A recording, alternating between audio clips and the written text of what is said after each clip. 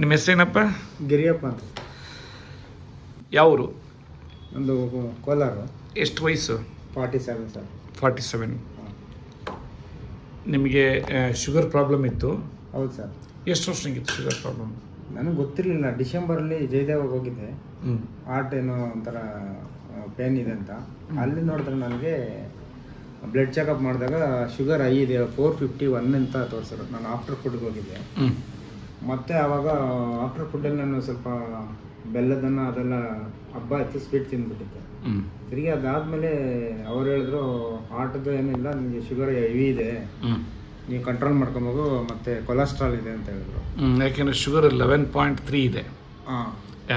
HbA1c. ಹೌದು. Fasting ಎಷ್ಟಿರ್ತಾ ಇತ್ತು ಅವಾಗ? ಆಗ ಫಾಸ್ಟಿಂಗ್ ಮಾಡಿ ನೆಕ್ಸ್ಟ್ ಒಂದು 3 days ಬಿಟ್ಕೊಂಡು ಮಾಡಿದಾಗ ಬಿಫೋರು 200 ಚೇಂಜ್ ಇತ್ತು, ಆಫ್ಟರ್ ಬಂದು 317 ಇತ್ತು. ನೀವು ಲೈಫಲ್ಲಿ ಎಂದೂ ಶುಗರ್ ನೋಡೇ ಇಲ್ಲ, ಚೆಕ್ಕೆ ಮಾಡಿಲ್ಲ. ಮತ್ತೆ ನಮ್ಮ ಹತ್ರ ಬಂದಾಗ ಯಾವ ಮೆಡಿಕೇಶನ್ ತಗೊತಾ ಇಲ್ಲ? ಇಲ್ಲ, ತಗೊಂಡು ಅಂದರೆ ಒಂದು 3 days ತಗೊಂಡೆ. ಅದು ಹಾರ್ಟ್ದೇನೋ ಕೊಟ್ಟಿದ್ರು ಅಷ್ಟೇ, ಕೊಲೆಸ್ಟ್ರಾಲ್ಗೆ. ಮತ್ತೆ ಶುಗರ್ದು ಮುಟ್ಟಿಲ್ಲ ನಾನು ಟ್ಯಾಬ್ಲೆಟ್ಸ್ನ.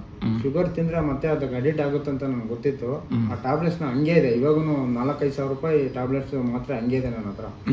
ಆ ಶುಗರ್ದು ಹಂಗೆ ಇದೆ, ಒಂದು ಶೀಟನ್ನು ನಾನು ಯೂಸ್ ಮಾಡಿಲ್ಲ. ಸರಿ, ಇಲ್ಲಿ ಬರೋಕ್ಕೆ ಮುಂಚೆ ಒಂದ್ಸರಿ ಚೆಕ್ ಮಾಡ್ಕೊಂಬಂದೆ. ಆ ರಿಸಲ್ಟ್ಗೂ ಈ ರಿಸಲ್ಟ್ಗಳು ನಾರ್ಮಲ್ ಆಗೋಗಿದೆ. ನಾನು ನೋಡಿದೆ, ಭಾರಿ ಖುಷಿ ಆಯಿತು.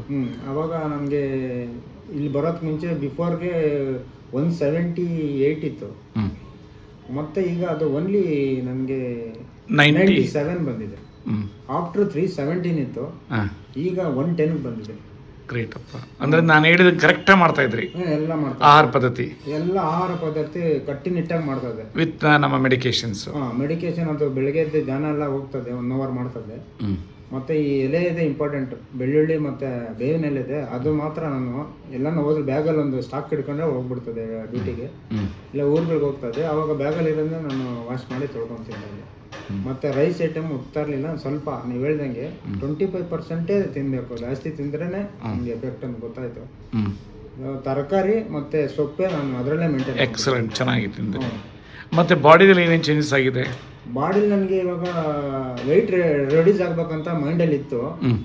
ಈ ಪದಾರ್ಥದಿಂದ ನನಗೇನಾಗಿದೆ, ಆಟೋಮೆಟಿಕ್ ಆಗಿ 8 kg ಕಮ್ಮಿ ಆಗಿದ್ದೀನಿ ಒಂದು ತಿಂಗಳಿಗೆ. 8 kg. ಬಾಡಿ ಹೆಂಗ ಅನಿಸುತ್ತೆ ಈಗ? ಮೊದಲು ಒಂಥರ ಪಕ್ಷಿ ತರ ಇದೆ, ಆಗಿದೆ ನನಗೆ.